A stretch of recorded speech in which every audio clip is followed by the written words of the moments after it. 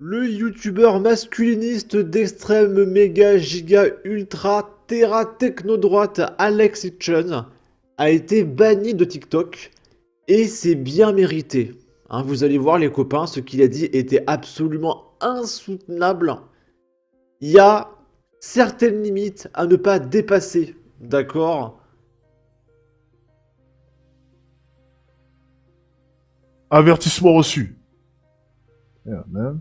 Come on. Live.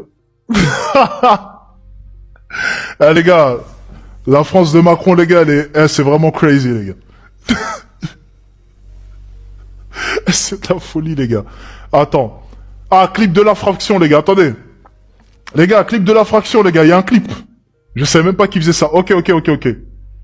En gros là, TikTok a clippé le passage responsable de l'infraction de Alex Hitchens. Et on va voir du coup qu'est-ce qu'il a dit pour mériter son ban. Ok, let's go.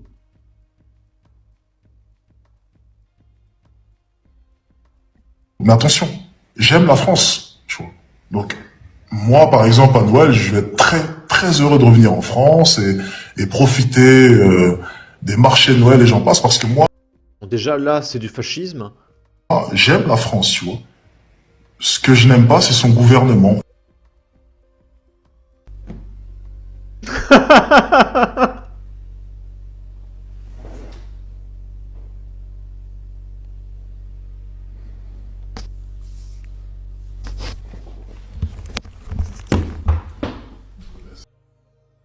Qu'on soit de gauche et qu'on appelle à tuer des gens, passe encore. Qu'on soit un islamiste qui appelle à voiler des gamines de 6 ans, à marier des gamines de 9 ans, à imposer la charia, etc. Pourquoi pas?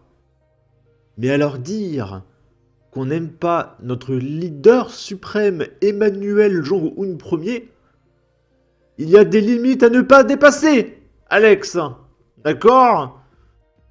Notre leader suprême ne mérite absolument aucune invective.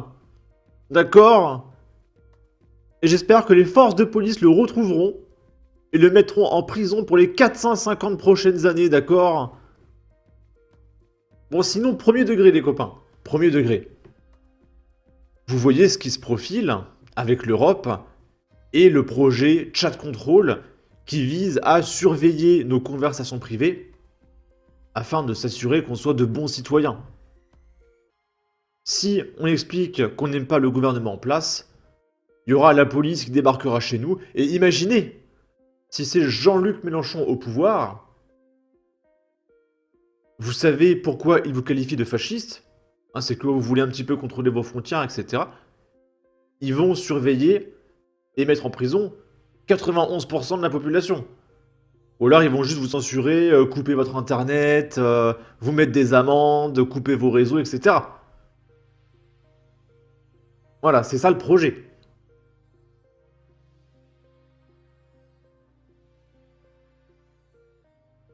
Là, on va regarder quelque chose qui est quand même beaucoup plus acceptable et moins grave. C'est le député de la France Insoumise Antoine Léaumont qui a fait un live Twitch. Jordan Florentin de Frontières qui nous dit polémique entre complotisme et haine anti-flic lors d'un live stream organisé par le député d'extrême gauche Antoine Léaumont hier. Ces militants accusent CNews d'avoir organisé les attaques du 13 novembre. Parce que oui, pour ceux qui ne le savaient pas, c'est Pascal Praud qui a organisé les attaques du 13 novembre, mais bien sûr, évidemment. Et ils associent la police nationale à Pétain et comparent Jordan Bardella à un certain monsieur moustachu. Et voilà, ça, à la rigueur, c'est quand même beaucoup plus tolérable que de dire, je cite, je n'aime pas le gouvernement. Je précise que je cite parce que j'ai pas envie de me faire péter ma chaîne YouTube pour avoir dit que je n'aime pas mon leader suprême. Alors que j'aime mon grand leader suprême Emmanuel Ier, d'accord? Le député n'a pas réagi à ces graves commentaires et a également esquivé à plusieurs reprises la question du débat qui lui a été proposé face à la députée européenne, Sarah Knafo. Et du coup, on va regarder un petit peu le chat de ce cher Antoine Léaumont, qui est humaniste, camp du bien, antiraciste, etc.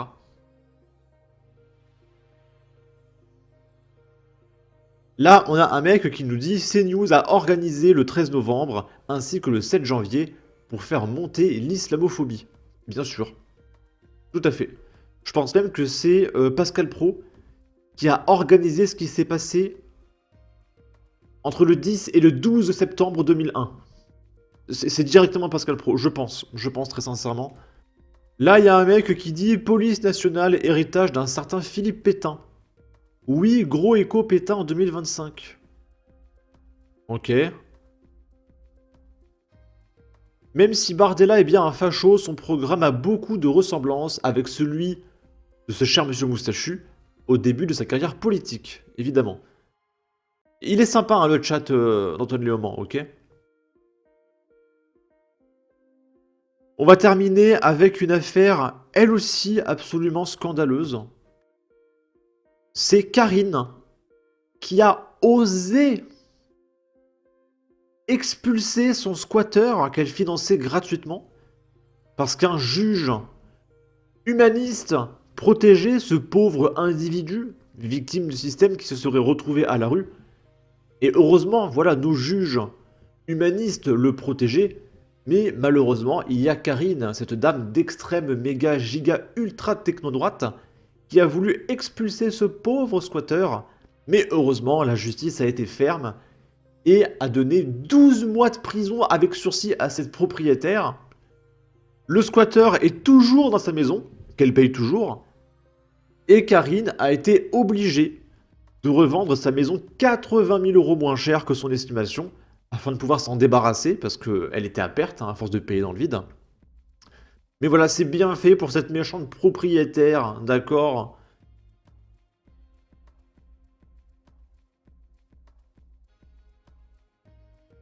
Après la mort de ses parents, Karine devait absolument vendre une maison pour régler les frais de succession. Problème, le logement est Attendez. Attendez, là, on revient premier degré. Elle devait vendre sa maison pour payer ses frais de succession. Alors, pour ceux qui ne comprennent pas, ça veut dire que l'État a estimé que sa maison valait, je sais pas, 300 000 €. Et du coup, vous faites, je sais pas, 50%, elle devait payer 150 000 € de frais de succession.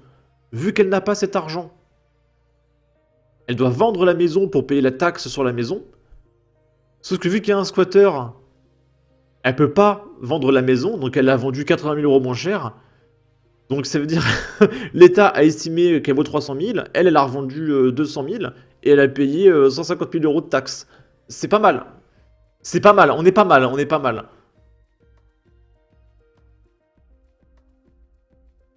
squatté depuis plusieurs mois, laissant la propriétaire dos au mur. La justice, la gendarmerie, personne n'a donné suite à mes appels à l'aide.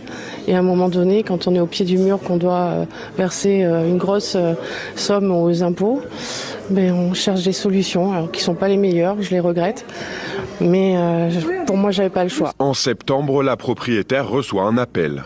Au courant de sa situation, deux hommes lui proposent d'expulser le squatter contre la somme de 5 000 € et de l'emmener à 100 km le temps de changer les serrures. Elle accepte, mais l'opération échoue. Le squatter prévient la police et reste dans la maison. Le tribunal correctionnel de Bordeaux a condamné Karine à 12 mois de prison avec sursis. Ce qui est injuste, c'est la situation initiale. C'est qu'effectivement, quand votre logement est squatté et que vous, de bonne foi, vous essayez d'utiliser les voies qui vous semblent être les voies légales, porter plainte, aller voir le préfet pour demander l'expulsion, on vous ferme toutes les portes. Ça, c'est injuste. Finalement, Karine a vendu sa maison 80 000 € moins cher qu'estimé, car le squatter était toujours dedans. Moi, j'aurais bien voulu voir combien valait sa maison. Parce que je suis parti de 300 000.